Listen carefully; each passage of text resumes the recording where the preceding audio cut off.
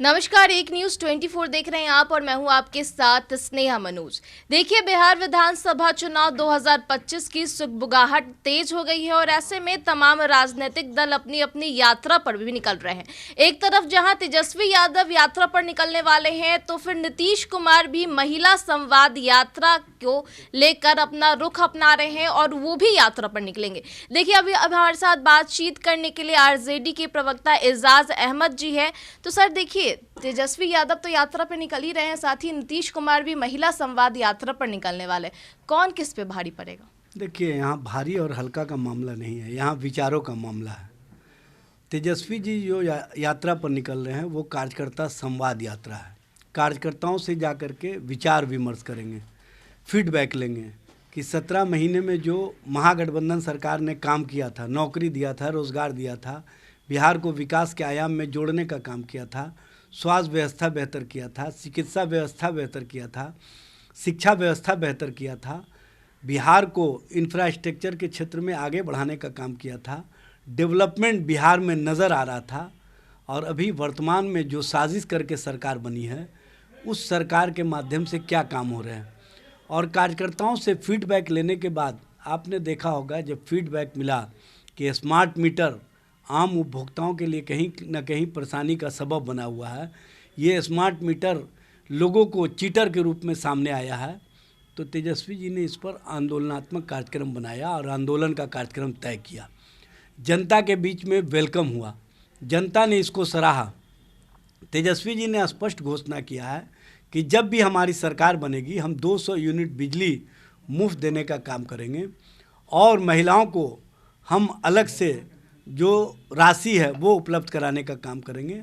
हमारी सोच स्पष्ट है कि जो बिहार में महिलाएं हैं, जो बिहार में आम आवाम है, उनके भलाई का काम हो रहा है कि नहीं हो रहा है, उस फीडबैक को जानने का काम कर रहे हैं। जबकि नीतीश जी जो महिला संवाद यात्रा में जा रहे हैं, तो सबसे पहले उनको महिलाओं के बीच जाने से पहले उनको जवाब देना चाहिए कि महिलाओं के साथ, बच्चियों के साथ जो बलात्कार की घटनाएं हो रही हैं, जो व्यभिचार की घटनाएं हो रही हैं, जो यौनाचार की घटनाएं हो रही हैं, और जिस तरह से पूरा बिहार कलंकित हो रहा है, उस पर उनका क्या विचार है। और मुख्यमंत्री जी ने जो विधानसभा में जिस भाषा का इस्तेमाल महिलाओं के संबंध में किया था, उस पर उनकी अब तक सोच बदली है कि नहीं बदली है, ये भी स्पष्ट रूप से बताने का काम करें। मुजफ्फरपुर शेल्टर होम के कारण बिहार जो पूरे देश और दुनिया में शर्मसार हुआ था, उस पर उनका क्या विचार है।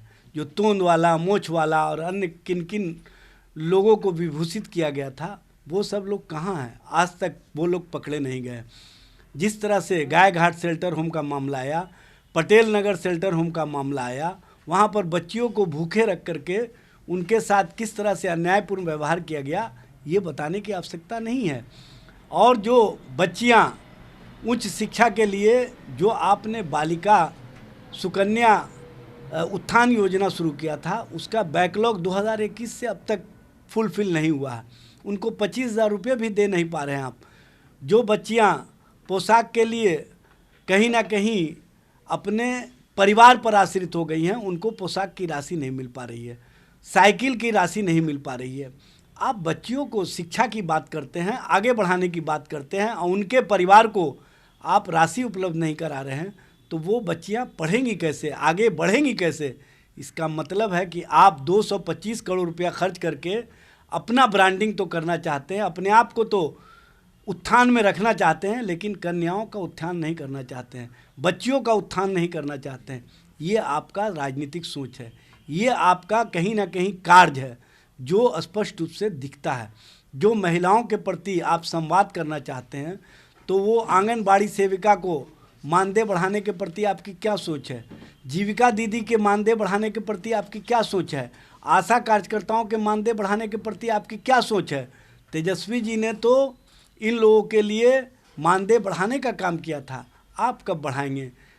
जो आंदोलनकारी महिलाएं हैं, उनके साथ किस तरह से न्याय कर रहे हैं, ये बताने की आवश्यकता है। नर्सेस की बहाली नहीं हो रही है, इस पर आपकी क्या सोच है? आप महिलाओं के बीच 225 करोड़ खर्च करके अपना चेहरा चमका लीजिएगा, लेकिन इन महिलाओं के, इनके पारिवारिक स्थिति को कब बेहतर कीजिएगा, इस संबंध में तो आप सरकार की ओर से स्पष्ट रूप से अपना विचार प्रकट कीजिए, अपनी बात कीजिए, लेकिन आपके पास तो महिलाओं के लिए, बच्चियों के लिए कहने को कुछ है नहीं। इसीलिए आप इस तरह का संवाद करके अपनी राजनीतिक रोटी तो सेक सकते हैं, लेकिन इनके पारिवारिक स्थिति को ठीक नहीं कर सकते। सर देखिए, उप मुख्यमंत्री जी कह रहे हैं कि तेजस्वी यादव यात्रा निकाल रहे हैं, उनके यात्रा निकालने से जंगल राज वापस नहीं लौटेगा। देखिए, एक चीज़ बता दे रहे हैं, ये लोग शोषितों, वंचितों, पीड़ितों, दलितों, आदिवासियों के राज को जंगल राज की संज्ञा देते हैं। हमने जब इनको सम्मान दिया, हमने जब इनको पहचान दिया, हमने जब इनको स्वर दिया, लालू प्रसाद जी ने कहा कि ऐ गरीबों उठो, अपनी पहचान के साथ आगे बढ़ो, तो इनको बुरा लगता है। ये गरीबों की सोच के साथ नहीं खड़े रह सकते हैं, चूँकि ये कुंठा की राजनीति करते हैं, इनकी सोच सामंतवादी प्रवृत्ति की है, इसीलिए ऐसी भाषा इस्तेमाल करके कहीं ना कहीं गरीबों के राज का उपहास करते हैं। और ऐसे उपहास बनाने वाले खुद ही जनता के बीच एक्सपोज हो चुके हैं, ये बताने की आवश्यकता नहीं है। सर देखिए, जदयू वाले अब आपको बधाई दे रहे हैं कि तेजस्वी यादव इस बार यात्रा अपनी पूरी कर ले, क्योंकि लगातार उनके तरफ से कहना है कि यात्रा पूरी नहीं कर पा रहे तेजस्वी यादव। देखिए, जनता दल यू को बधाई की आवश्यकता नहीं है।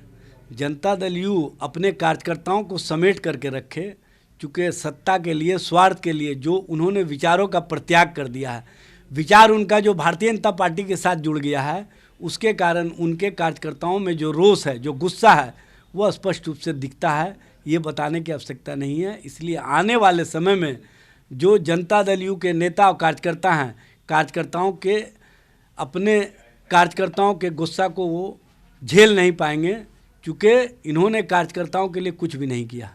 कह रहे हैं 2025 में 220 प्लस का टारगेट बना रहे हैं बिहार विधानसभा की सीटों पर। ये मुंगेरी लाल का हसीन सपना देखते रहें, इनकी स्थिति वहाँ पर चली जाएगी जहाँ से ये उबर नहीं पाएंगे। सर, जगदानंद सिन्हा को लेकर भी खबर लगातार सुर्खियों में बन रही है कि अब वो इस्तीफा देने वाले हैं। लालू प्रसाद यादव को इस्तीफा पत्र सौंप दिए हैं। आपको किसी ने कहा है क्या? किसी पार्टी के नेता ने कहा है क्या? किसी कार्यकर्ता ने कहा है क्या? इस तरह का जो परसेप्शन खड़ा किया जा रहा है, ये भारतीय जनता पार्टी के द्वारा, जनता दल यू के द्वारा जो विचारों के आधार पर हमारे सामने नहीं टिक पा रहे हैं, वो इस तरह का परपंच, इस तरह का परसेप्शन खड़ा करके राजनीतिक रूप से अपनी कमज़ोरियों को छिपाना चाहते हैं, जबकि उनके यहाँ किस तरह की स्थिति है ये बताने की आवश्यकता नहीं है। सम्राट चौधरी को विजय सिन्हा देखना नहीं चाहते हैं, विजय सिन्हा और सम्राट चौधरी को दिलीप जायसवाल देखना नहीं चाहते हैं, और इन सभी को गिरिराज सिंह नहीं देखना चाहते हैं। और जनता दल यू के अंदर क्या स्थिति है, अशोक चौधरी का बयान देख लीजिए, ललन सिंह का बयान देख लीजिए। ये लोग अपने नेता के ही विचारों के खिलाफ जाकर के बयान दे रहे हैं, तो उनके यहाँ विचारों का लड़ाई है। हमारे यहाँ कहीं कोई लड़ाई नहीं है। हमारे यहाँ सब मजबूती के साथ विचारों के आधार पर एक दूसरे के साथ समन्वय बना करके कार्यक्रमों के आधार पर आगे बढ़ रहे हैं, और इस तरह का जो परसेप्शन खड़ा कर रहे हैं उनको कहीं ना कहीं निराशा हाथ लगेगी। तो सीधे तौर पर एजाज अहमद ने हमसे खास बातचीत की। और देखिए, बिहार विधानसभा चुनाव 2025 का रुख किस ओर जाता है, और जो तमाम यात्राएं निकल रही है जदयू की तरफ से और आरजेडी की तरफ से, उन यात्राओं को लेकर के क्या कुछ परिणाम निकल कर सामने आता है, ये देखने वाली बात होगी। तो ऐसे ही तमाम खबरों के लिए बने रहे एक न्यूज़ 24 के साथ। नमस्कार।